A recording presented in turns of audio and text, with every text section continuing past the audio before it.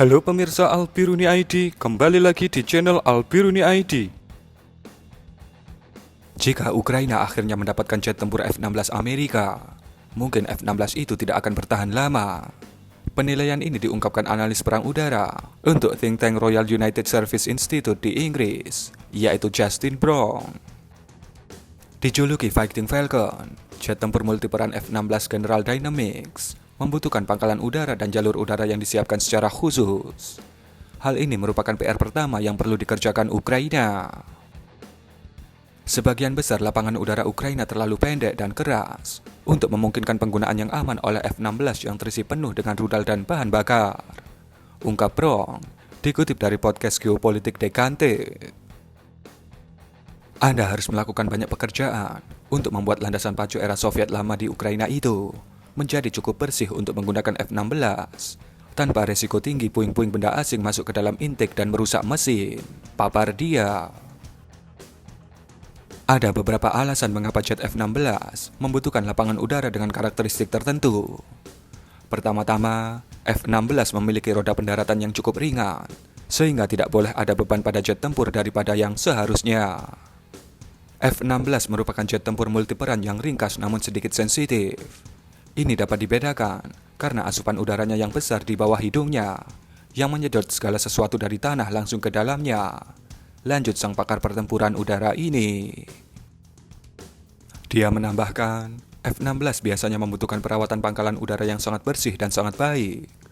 Oleh karena itu, jika Amerika akhirnya memutuskan menyerahkan jet tempur F-16 ke Ukraina, pihak berwenang Kiev akan menghadapi pekerjaan ekstensif yang melibatkan pelapisan kembali landasan pacu yang ada, memperluas jalur pendaratan, dan lainnya.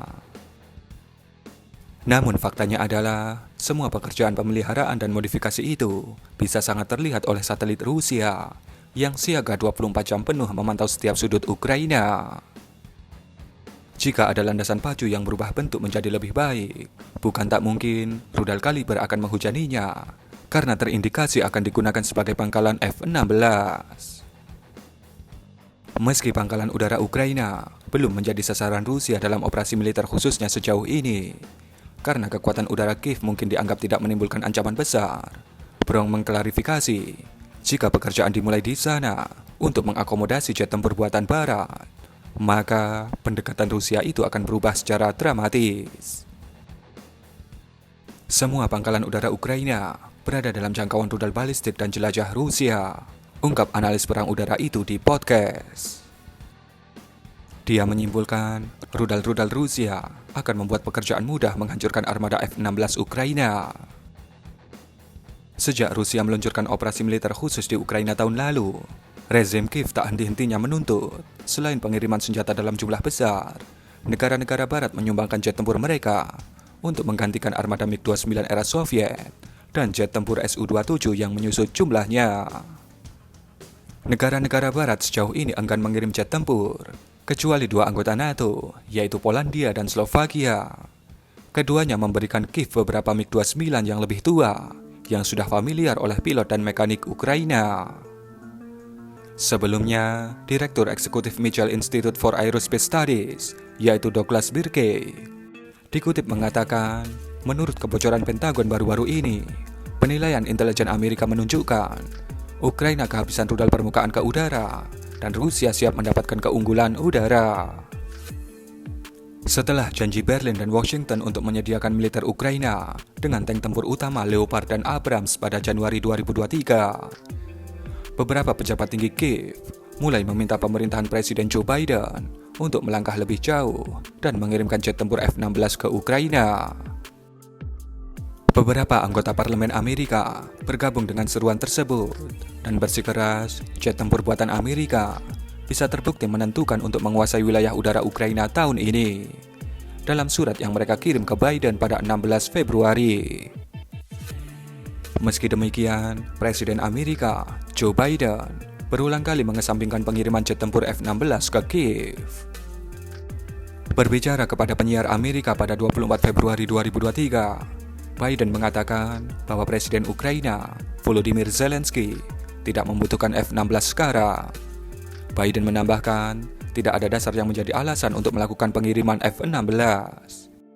Namun, pada saat yang sama, Presiden Amerika itu menjelaskan bahwa itu tidak berarti tidak pernah atau tidak mungkin.